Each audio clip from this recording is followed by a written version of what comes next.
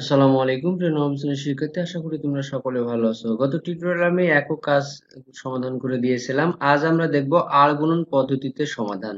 আর গুণন পদ্ধতিতে কিভাবে দুই চলক বিশিষ্ট সরল সহসমীকরণের সাধারণ সমাধান নির্ণয় করা যায় সে সম্পর্কে জানার চেষ্টা করি। প্রথমে আমরা দুটি সমীকরণ বিবেচনা করি। একটা হচ্ছে a1x plus b1y plus c1 equal 0 এক নম্বর সমীকরণ। দুই নম্বর সমীকরণ a2x plus b2y plus c2। এখানে x এর সহগ হচ্ছে a1, y এর সহগ b1 আর c হচ্ছে ধ্রুবক। এটার ক্ষেত্রেও তাই। প্রথমে 1 ও 2 নম্বর সহসমীকরণ থেকে চলক x এর মান নির্ণয় করতে চাই।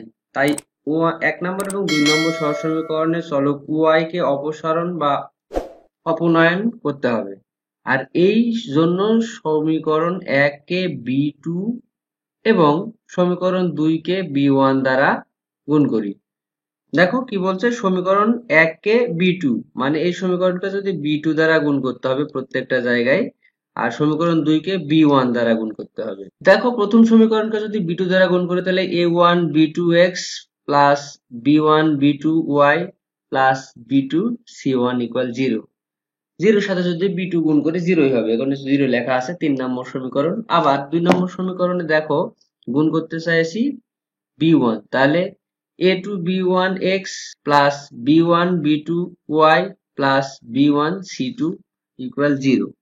4 নম্বর সমীকরণ। এখন 3 নং সমীকরণ থেকে 4 নং সমীকরণ বিয়োগ করি। এই দুটি যদি বিয়োগ করা হয় তাহলে দেখো এখানে কি লেখা আছে। বিয়োগ করলে দেখো কি হবে, এই b1 b2y, এটা দেখো b1 b2y, এর আগে এখানে বিয়োগ করলে মাইনাস চিহ্ন আসবে। গত টিউটোরিয়ালে আমি যেভাবে করে দিয়েছিলাম। তাহলে এই দুটি কিন্তু কেটে যাবে। কেটে গেলে কি থাকবে, এটা এখানে মাইনাস হবে, এখানেও মাইনাস। তার মানে a1 b2x, দেখো এই x টা কমন নিলে কি থাকবে, দুটোর মধ্যে x কমন আছে, তাহলে a1 b2 আবার a2 b1। দেখো a2 b1 প্লাস এই জায়গায় দেখো কি আছে, এটা প্লাস আছে এই দুটোর মধ্যে b2 c1, এই যে এখানে মাইনাস b1 c2 ইকুয়াল 0। এই জায়গায় দেখো বা এই অংশটুকু যদি আমরা ডান পাশে পার করে দিই তাহলে দেখো এই মাইনাস b1 c2, এর আগে মাইনাস আছে, ডান পাশে গেলে প্লাস হয়ে যাবে, ওই জন্য আগে লেখা হয়েছে। আর এটার আগে প্লাস আছে, ডান পাশে গেলে মাইনাস হয়ে যাবে, তাই পরে লেখা হয়েছে। দেখো x বাই এই b1 c2 minus b1 c2, এটা যদি আমরা আড়াআড়ি গুণন করি, এর সাথে কিছু নাই মানে ধরে নিব কি আছে, একটা 1 গুণ আকারে আছে। তাহলে এখন যদি আমরা x টা বাম পাশে রেখে এটা x টা বামে রাখবো আর এটা ডান পাশে পার করে দিব, তাহলে 1 বাই এটা গুণ আছে ভাগ হয়ে যাবে। আবার এ পাশেরটা এ পাশে নিয়ে আসলে গুণ আছে 1 এর সাথে, এটা ভাগ হয়ে যাবে। ঠিক এইভাবে এটি 5 নম্বর সমীকরণ লেখা আছে। আবার 2 ও 3 নং সমীকরণ জোট থেকে চলক y এর মান নির্ণয় করতে চাই।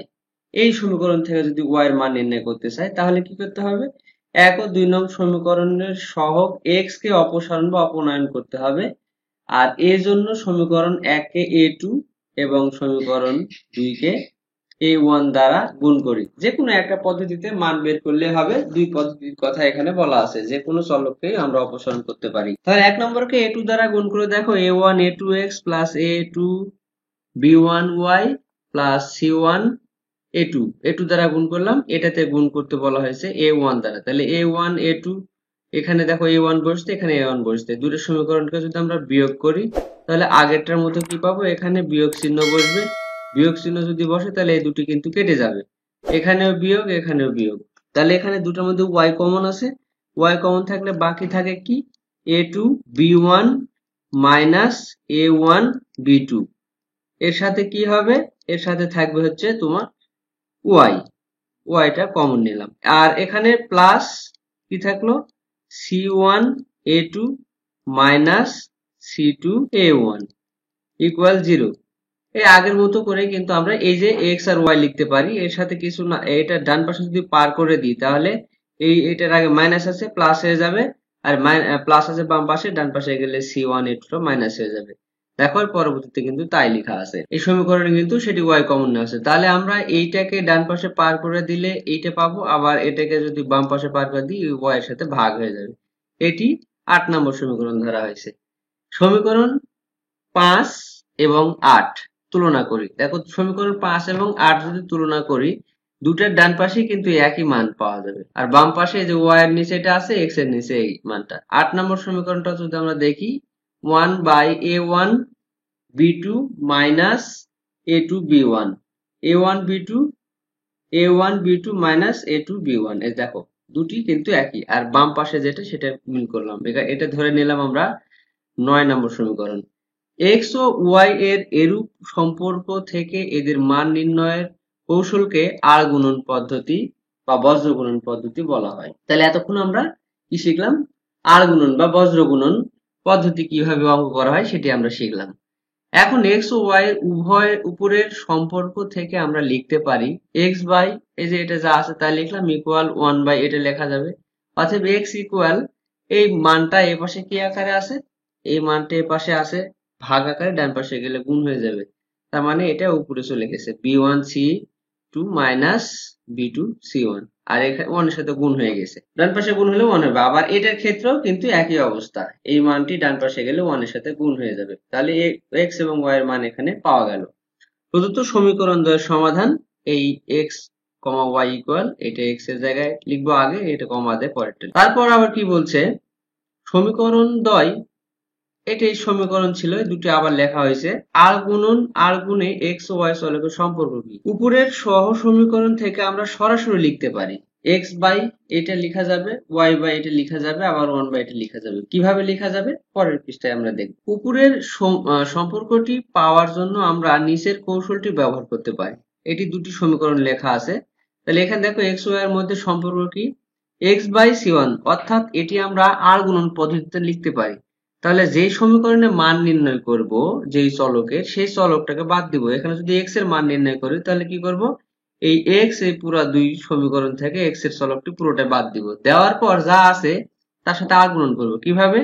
b1 এর সাথে গুণ হবে c2, আর c1 এর সাথে গুণ হবে b2। দেখো এইভাবে যদি আমরা গুণ করি তাহলে উপরে এক্স থাকলো, তো b1 c2 সূত্রের মাইনাস, দেখো b2 c1। আবার যদি ওয়াই এর মান বের করি তাহলে কি করব, ওয়াই এর পুরোটাকে বাদ দিব, দেওয়ার পর কি করতে হবে, আমার এই এর সাথে, এই এক্স এর সাথে এই ধ্রুবকের আর গুণন করতে হবে। সেক্ষেত্রে দেখো কি করা যাবে, এবার আমরা গুণ করব কি, এই c1 এর সাথে গুণ করব a2, এই যে এদিকে আর গুণন, আবার এই a1 এর সাথে গুণ করব c2 বা c2 a1, এটি দেখো তাই লেখা আছে। আবার যদি আমরা এই c1 c2 এর মান নির্ণয় করতে চাই তাহলে উপরে এর ধ্রুবক এর সাথে কিন্তু চলক কোনো কিছু নাই, এই জন্য উপর মান লেখা আছে, এটা বাদ দিয়ে আমরা এটারও আড়াআড়ি গুণ করব। দেখো a1 এর সাথে b2 গুণ হবে, আবার এখানে a2 এর সাথে b1 টা গুণ হবে। এভাবেও কিন্তু আমরা, যে এখানে চিহ্ন দ্বারা বোঝানো হয়েছে, লাল তীর চিহ্নের সংখ্যার গুণন থেকে নীল তীর চিহ্নের সংখ্যার গুণন বিয়োগ করতে হবে। লাল প্রথমেরটা এইটার সাথে বিয়োগ করতে হবে, এইটা বলাই আছে। নীল চিহ্নের গুণটা কি করতে হবে, বিয়োগ করতে হবে। এভাবে আমরা খুব সহজেই কিন্তু আর গুণন বা বজ্র গুণন এটাই করতে পারি।